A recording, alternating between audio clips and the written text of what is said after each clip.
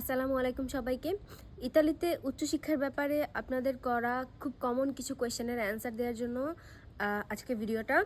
তো আপনাদের আমাকে করা সবচেয়ে বেশি কমন কোয়েশ্চেনটা হচ্ছে ইতালিতে পড়াশোনার ক্ষেত্রে আইএলটিএস লাগবে কিনা এবং লাগলে তার পয়েন্ট কত। তো এই কোয়েশ্চেনের অ্যান্সার হচ্ছে হ্যাঁ, ইতালিতে পড়াশোনার ক্ষেত্রে ম্যাক্সিমাম ক্ষেত্রে আপনাদের আইএলটিএস লাগবে। তবে অবশ্যই কিছু ইউনিভার্সিটি আছে যেখানে আপনি এমওআই দিয়ে অ্যাপ্লিকেশন করতে পারবেন উইদাউট আইএলটিএস। তবে আমার সাজেশন সবসময় থাকবে যে আইএলটিএস দিয়ে অ্যাপ্লাই করতে, কারণ আইএলটিএস থাকলে আপনার ভিসা রিজেকশনের হার কমবে। ভিসা পাওয়ার ক্ষেত্রে আইএলটিএসটা একটা ভালো ভূমিকা পালন করে।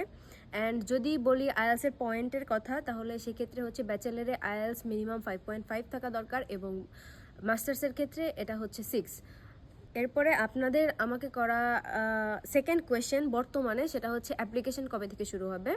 তো অ্যাপ্লিকেশন কিন্তু অলরেডি চলমান। অনেক ইউনিভার্সিটি আছে যেখানে গত মাস থেকে নভেম্বর থেকে অ্যাপ্লিকেশন শুরু হয়ে গেছে এবং অ্যাপ্লিকেশনের ডেডলাইন মার্চে, এবং কিছু ইউনিভার্সিটি আছে যেগুলোতে মার্চে অ্যাপ্লিকেশন শুরু হবে এবং এপ্রিল বা মে পর্যন্ত ডেডলাইন আছে। তারপরে আপনাদের থার্ড কোয়েশ্চেন হচ্ছে টলক বা সেন্টেন্স লাগবে কিনা। তো এই কোয়েশ্চেনের অ্যান্সার হচ্ছে ইয়েস, আপনাদের ইতালিতে পড়াশোনার ক্ষেত্রে টলক অথবা সেন্টেন্স দিতেই হবে, এটা বাধ্যতামূলক। তবে কিছু ইউনিভার্সিটি আছে যেখানে আপনি ইতালিতে আসার পরে মোটামুটি 1 বছর পরে আপনি টলক বা সেন্টেন্স দিতে পারবেন। আমার ইউনিভার্সিটি মেসিনা, এখানে আসার 1 বছর পরে টলক এক্সাম দেওয়ার নিয়ম আছে। নেক্সট কোয়েশ্চেন হচ্ছে আইএলটিএস কবের মধ্যে দিতে হবে। অনেকেই আমাকে জিজ্ঞেস করে যে আমি আইএলটিএস প্রিপারেশন নিচ্ছি কিন্তু এক্সাম কবে দিব বুঝতে পারছি না, কবের মধ্যে দিলে বেটার হবে।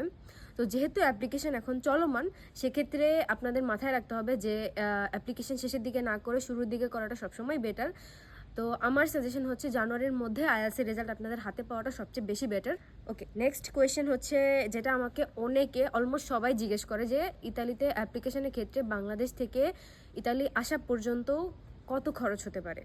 তো এটা অ্যাকচুয়ালি এক্স্যাক্ট কখনোই বলা যায় না, তবে অ্যাপ্রক্সিমেট বলা যায় 5 লাখের মতো হয়তো খরচ হতে পারে। কারণ ইতালিতে স্কলারশিপ আছে, এটা আপনারা সবাই জানেন। কিন্তু কেউ যদি স্কলারশিপ না পায় এবং তার ইউনিভার্সিটির যদি হচ্ছে টিউশন ফি থাকে, সেক্ষেত্রে এই 5 লাখের চেয়ে একটু বেশি হতে পারে। আর যদি আপনি স্কলারশিপ পান সেক্ষেত্রে এর চেয়ে কমেও হয়ে যায়। এবং এই খরচটা, মেন খরচটা হচ্ছে মূলত আপনার হেলথ ইন্স্যুরেন্স, সিমিয়া এবং পেপারস রেডি করা এবং ইউনিভার্সিটি অ্যাপ্লিকেশন, এটাই হচ্ছে মূল খরচ। এর আশেপাশে আরও অনেক খুচরো কিছু খরচ আছে। অ্যান্ড এরপরে আমাকে আরও একটা জিনিস সবাই মোটামুটি জিজ্ঞেস করেন, অ্যান্ড এটা নিয়ে সবাই অনেক ওয়ারিড থাকেন যে by any chance visa reject হলে কত টাকা লস হতে পারে। এটা কম বেশি 1 লাখের মতো হয় বাংলাদেশি টাকায়। বাংলাদেশ থেকে উচ্চশিক্ষায় ইউরোপের অন্য বিভিন্ন কান্ট্রিতে পড়াশোনা করছেন এমন অনেক স্টুডেন্টস, এবং এশিয়ায় অনেক কান্ট্রিতে পড়াশোনা করছেন এমন অনেক স্টুডেন্টস আমাকে প্রায় জিজ্ঞেস করে যে সেসব কান্ট্রি থেকে ইতালিতে মুভ করা যাবে কিনা। এবং এর অ্যান্সার হচ্ছে হ্যাঁ, মুভ করা যাবে। এবং এই প্রসেসিংটা বাংলাদেশ থেকে ইতালি আসার যে প্রসেসিং তার চেয়ে অনেক বেশি হ্যাসেল ফ্রি এবং সময় কম লাগে এবং অবশ্যই খরচও অনেক কম লাগে। এবং এখানে ভিসা রিজেকশনের হার নাই বললেই চলে।